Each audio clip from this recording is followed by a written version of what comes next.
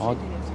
مرحبا مشاهدينا الكرام، مشاهدي صوت بيروت انترناشونال وبيروت سيتي على الفيسبوك. اهلا وسهلا على هذا البث المباشر من مدينة سور ومن عرض البحر في مدينة سور. مثل ما عم نشوف بعض زميلنا على عماس، يعني القناديل التي حكي عنها هي تغزو بحر سور وشاطئ سور. طبعا المشهد هنا يعني الكثافة ب القناديل مثل عم نشوفهم على جنبنا على يميننا وعلى شمالنا.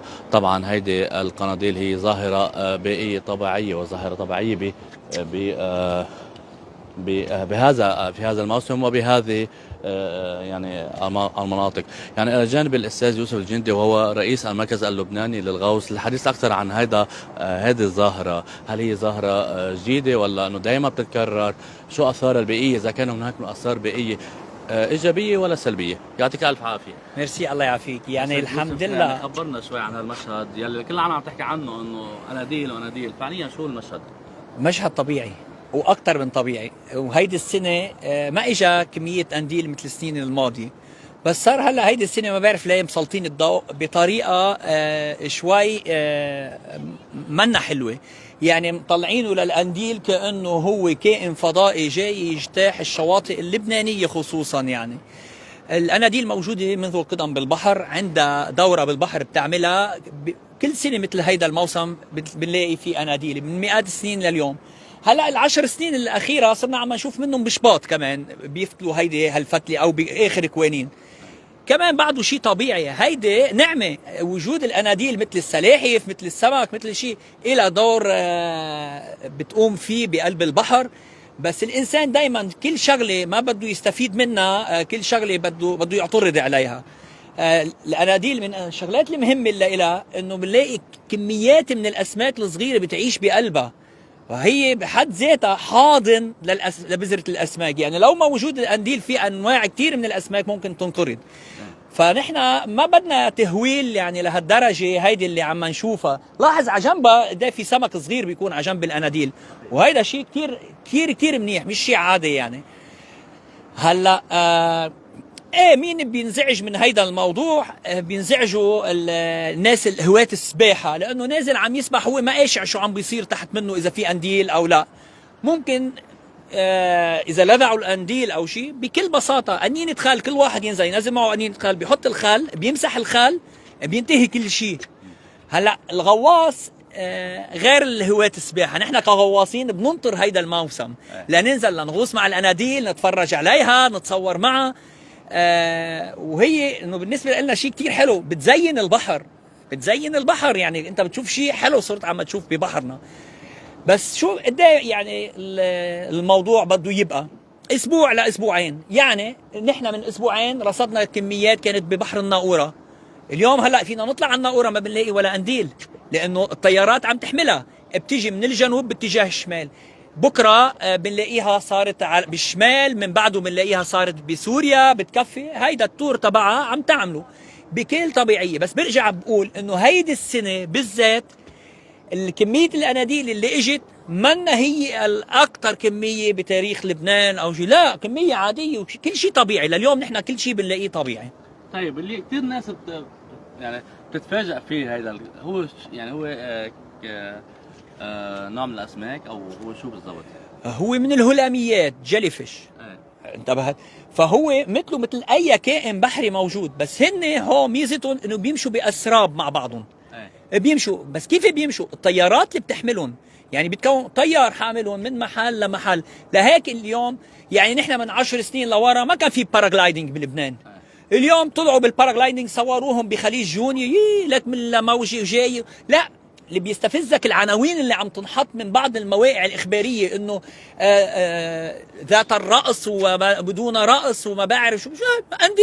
قنديل هو قنديل بحر موجود جديد، منا ظاهرة جديدة. فيعني لا، البعض بيقول لك ايه بسبب التلوث، لا البعض بيروح لاكثر من هيك، بيقول لك بسبب انه السلاحف قلت. يا اخي اساسا مين قال لك انه السلاحف بتاكله؟ عرضيا اذا اكلت لها شيء قنديل. انا قد صارني تحت المي ما بصور السلاحف الا هي وعم تاكل الصدف وهالشغلات هيدي يعني. ولا يوم لقيناها عم تاكل قنديل السلاحف الموجوده لعنا. ف عندنا مشكله قله وعي وقله ثقافه. وللاسف كمان يعني هون بعتذر من كتار، في ناس يعني مواقع اخباريه، في محطات اخباريه، في ويب سايتات عم تحط عناوين مسيئه جدا للبحر وللبيئه البحريه. هيدي نعمه، الاناديل نعمه موجوده بالبحر، بس لانه الانسان ما رح يستفيد منها، صارت هي وحش جاي من كوكب لكوكب. هلا الضرر الوحيد اللي بسببه على الانسان هي العقص، ما في شيء غير ثاني. هيدي هي، والهيدا النوع منه من الانواع المؤذيه لدرجه انه بيسبب الوفاه. ممكن يسبب حروق يا اخي. انا هي لذعني هون، عملتها بخل انتهت. يوم واحد حسيت بحكاك وهيك وانتهت، وانا قدران البس ويت سوت وكذا، بس مش لهالدرجه يعني. في تعظيم، في تهويل، يعني اكثر من هيك. التهويل وصل انه رح يخلوا العالم تخاف تنزل على البحر او تنزل على الشاط. ما الواحد شايفه لهيدا القنديل، ما انا لهلا ما شايف شيء منه طبيعي. القنديل بيقص بس بلحظه الاحتكاك بالجسم، ولا بيفرز هو افرازات على بعض؟ ليك هلا هو ماشي، اذا ما تعرض لجسم ضرب فيه او شيء، لا هول الخيوط بيضلهم تقريبا هيك. اذا تعرض لضربه لشيء خبط فيه او هيك، ايه بينزل منه هيدي المواد اللي هي مثل المخاطيه. بتلاقيها خيطان، اذا دقرت بالجسم بتعمل هيدا الشيء. بس قد يوم يومين. هلا انا بقول لك مين اللي بيتاثر، لنكون واضحين وصريحين. اللي بيتاثر هو اللي عم يسبح، بيخبط مباشرة فيه للقنديل. ايه نسبة الحرق رح تكون كتير عالية، بس اذا دغري مباشرة عالج هيدا الموضوع بالخل بينتهي كل شيء. بينتهي كل شيء. شكرا لك. يعني عم تابع هيدي الاجواء طبعا. نحن يعني على مقربة من شاطئ مدينة سور، هيدي المدينة التاريخية. يعني كمان حارب لعندك شوي، تخبرني شوي عن سور وحنكمل جولتنا معك. خبرنا شوي عن مدينة سور. نحن ماشيين هلا نحن شوفي، نحن قلت لي في نحن مطرح موجودين في مدينة غرقانة. ليك رح اقول لك شيء. اول شيء بيميز بحر سور، هي سور جاي مثل كأنها شيء رأس. هي فيك لما يكون الهواء الشمالي بتروح على منطقة الجمل، بتنزل بهيدي المنطقة بتلاقي البحر كتير رايق وكتير هادي.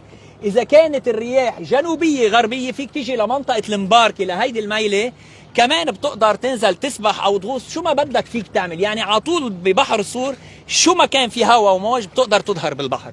بالإضافة إنه منطقة الجمل في مدينة سور الغرقانة، ومنطقة المباركة كمان في جزء كبير من هيدي المدينة اللي غرقان. وممكن هلا نحن فينا نكفي هونيك، يمكن هلا الشمس ما تساعدنا، بتشوف الأعمدة والطرقات اللي هي بقاع البحر. نحن أقل من دقيقة هي قابلنا. طيب بس بدك علي يكون المشاهد ماسك نحن وماشيين. إذا علي حيقعد.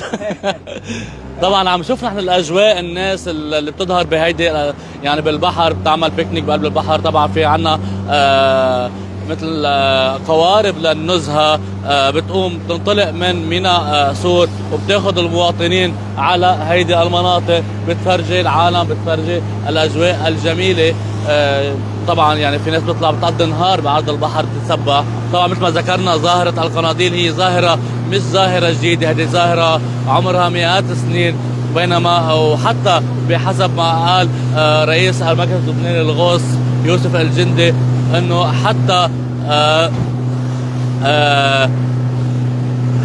حتى اعدادها هي ليست بالاعداد الكبيره. يعني قبل كان يجي اعداد اكبر من هيدي، بس يمكن بوقتها وبعصرها ما بيكون في سوشيال ميديا وما بيكون في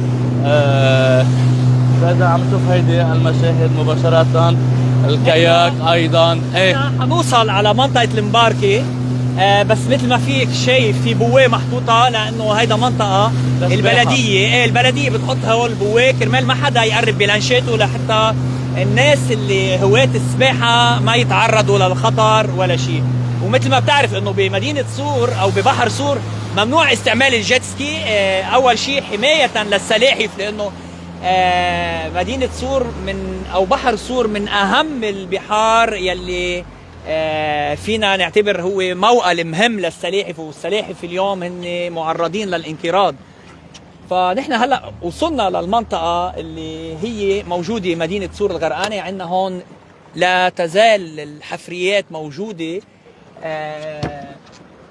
هون الشمس ما رح تساعدنا كثير، يمكن لو الشمس عموديه كنت رح تشوف هون في مجموعه اعمده تحت الماء، وفي مجموعه طرقات. يعني كان امبارح عندي صديق عم بيغوص معي جاي من بريطانيا، تفاجأ عم بيقول لي انه بكل دول العالم بينبسطوا بالاسماك، فهيدا شيء الهي او شيء رباني للاسماك اللي موجوده ببحرهم. بس انتم عندكم شيء مدينه بحد ذاتها غرقان. نحن هلا فوق عليك اذا بتشوف هدول الحجار، ايه ما بعد هي عليك شايف الحجاره صحيح. هون، أيه. هيدي ممر، وهون هيدي الجوره هو حيط. هون صار في دراسات. لك هي الحيط، هي يا ريت هي لك شفتوا للحيط هون. أيه. هيدا الجدار تبع المرفأ القديم او الحائط تبع المرفأ. هي هون صار تحتنا نحن بالضبط. ما بعرف اذا رح يبين معك. بين معي بس يمكن ما بعرف يبين بالكاميرا. جرب هلا انا مره جرب. هيدا شايفه شايف الحجاره كيف صح. هيدا السور اللي كان يحمي المدينه من الامواج وهيك. وبنعرف نحن انه من اكثر من 1500 سنه صار زلزال ونزل جزء كبير منها للمدينه تحت المي. ف ما بعرف انا بشوفها بشوفها اجمل مدينه بالكوكب، ولا هي هيك؟ بس يمكن انا بحبها كثير. عم لاحظ هون ما في اناديل. لا هون ما في اناديل. ليه؟ هيدا دليل الطيارات. اكثر انه الطيار عندنا الرأس. هيدا الطيار ما رح يجي هيك بيقلط بهيديك الميله. فهون ما في طيارات فبالتالي لا، ما في لا. اناديل. هل في هي سلحفه، هي سلحفه. لك السلاحف ايضا. هي يعني 4 سلاحف هون كانوا موجودين. يعني ايضا من مميزات على فكره ونحظ حظنا كمان انه حمل لما اشوفها السلحفه هلا طلعت اخذت نفس ونزلت. ما بعرف اذا بنقدر نلحقها. كثير سلاحف هون. يعني شط او بحر مدينة سور هو مشهور بالسلاحف، مشهور بميزاته يعني. فاذا مشاهدينا الكرام مثل ما ذكرنا يعني نحن اليوم طلعنا بهيدي الجوله لنشوف موضوع الاناديل مثل ما ذكر لنا الاستاذ يوسف انه الاناديل هي ليست مضره، يعني هي بتسبب عقص، بس هي امر طبيعي وامر موجود ومن الخطا قتله. صح؟ اكيد هيك بحرنا بلا سلاحف بيتدمر. لانه عندها أناديل. دور عندها دور اساسي باستمراريه البحر والكائنات البحريه. لا ودور لا يستهان فيه.